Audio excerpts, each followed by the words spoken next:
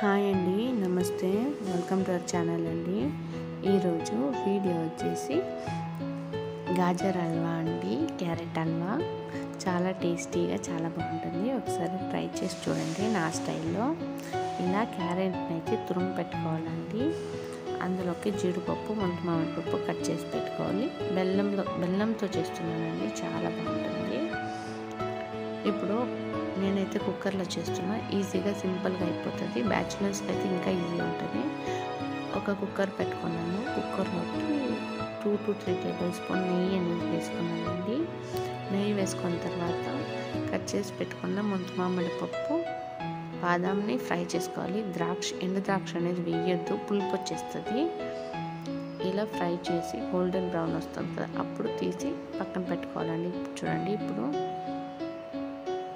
అదే నెయ్యిలోకి క్యారెట్ని తురుము పెట్టుకున్నాం కదా, దాన్ని వేసుకొని ఒక 2 to 3 minutes లో ఫ్లేమ్లో ఫ్రై చేసుకోవాలండి. మిక్స్ చేసుకుంటూ ఫ్రై చేసుకోవాలండి. మధ్య మధ్యలో కలుపుతూనే ఉండాలి ఒక 5 minutes.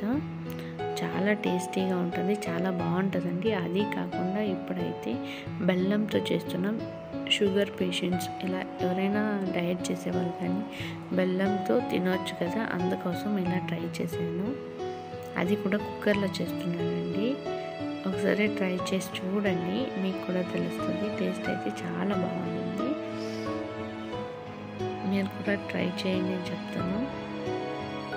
ఈ టైంలో అయితే ఇప్పుడు చూడండి, కలర్ చేంజ్ అయింది, లైట్గా మెత్తబడింది. ఈ టైంలో 1/2 గ్లాస్ పాలు అనేది వేసుకున్నాను. 1/2 గ్లాస్ ఎక్కువ వేయలేదండి. టీ గ్లాస్లో 1/2 గ్లాస్ పాలు వేసుకుంటూ కలుపుకోవాలండి. ఒకసారి మిక్స్ చేసుకోవాలి. మొత్తం మిక్స్ చేసుకొని కుక్కర్ మూత అనేది పెట్టేసి ఒక్క విజిల్ వేసుకుంటే చాలండి. ఒక్క విజిల్ పెడితే బాగా మెత్తగా ఉడికిపోతుంది. నేనైతే అలాగే చేశాను. చాలా బాగుండింది, సింపుల్గా ఈజీగా అయిపోతుంది. ఒక్క విజిల్ పెట్టిన తర్వాత ఇక్కడ చూడండి ఎంత బాగా ఉడికిందని తెలుస్తుంది మీకు. 5 minutesలో మనం హల్వా చేసేయచ్చండి. కుక్కర్లో చేస్తే మెత్తగా బాగా ఉడికిపోయింది.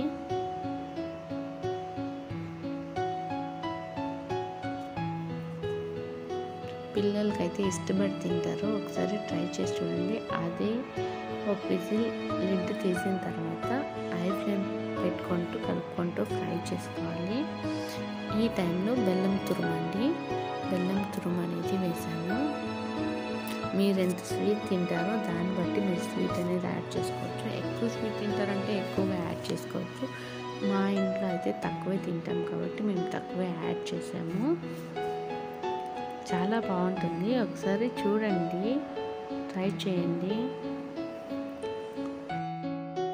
హై ఫ్లేమ్ పెట్టుకుంటూ ఫ్రై చేసేయాలండి. ఇలా కలుపుకుంటూ చూడండి, వాటర్ అనేది అంతా ఇంకిపోయింది. ఈ టైంలో డ్రై ఫ్రూట్స్ మనం వేయించి పెట్టుకున్నాం కదా, బాదం, అది వేసుకుంటూ కలుపుకొని తినేయడమే. చాలా టేస్టీ రెసిపీ అండి. ఒకసారి ట్రై చేయండి. ఈ వీడియో కనుక మీకు నచ్చినట్లయితే లైక్ చేయండి, షేర్ చేయండి, సబ్స్క్రైబ్ చేసుకోండి. మన ఛానల్ని అయితే సపోర్ట్ చేయండి. Thank you for watching. Please support friends.